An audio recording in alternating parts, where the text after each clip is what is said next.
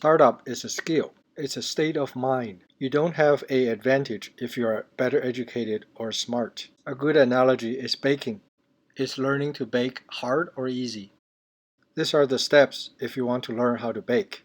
You need to read some books, then you need to have the ingredients, then you need to prepare for the equipment and the recipe. Like the first three steps here. Then you have to do it.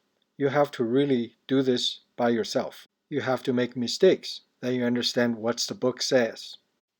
Then you have to practice many times until you become a master. You know not only the artisan part of it, but the economics part of it. You're better than 99.9% of people on earth. Then if you want to sell any of the bread, you have to go to the market. You discover the market. The market is the rest of the journey after you become an engineer, a master, and an artisan. If you can sell your bread to complete strangers and make friends of them, then your startup has succeeded. So that's why we say startup is a skill, just like baking is a skill.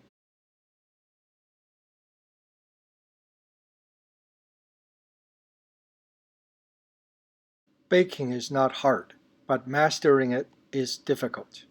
Startup is harder because each practice is expensive.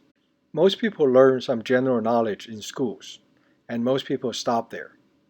Some people learn a building skill, such as programming or making chairs. Those light bulb things are ideas. After you have read a lot of books and acquired a skill and have some ideas, it takes a tremendous leap of faith to launch a startup. It's like your first bread you're going to rise and bake. Your startup company is analogous to your first bread. A startup has a dive curve, so you go through your first dive curve, maybe 2, 3 years, and you shoot for a target. We'll hope the first work looks like this, but sometimes it's not. It's more like something like this. It's alright. It's called learning by doing. You gained experience, so it's not a failure.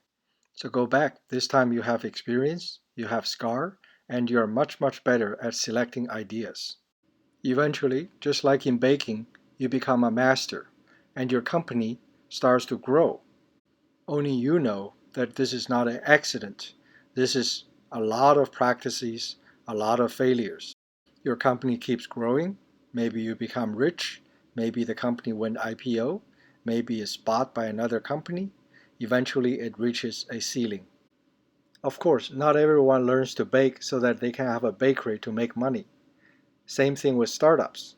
Not everyone should learn to start up so that they can become rich. Just like baking, driving, swimming, startup is a very important skill. It helps you know the world.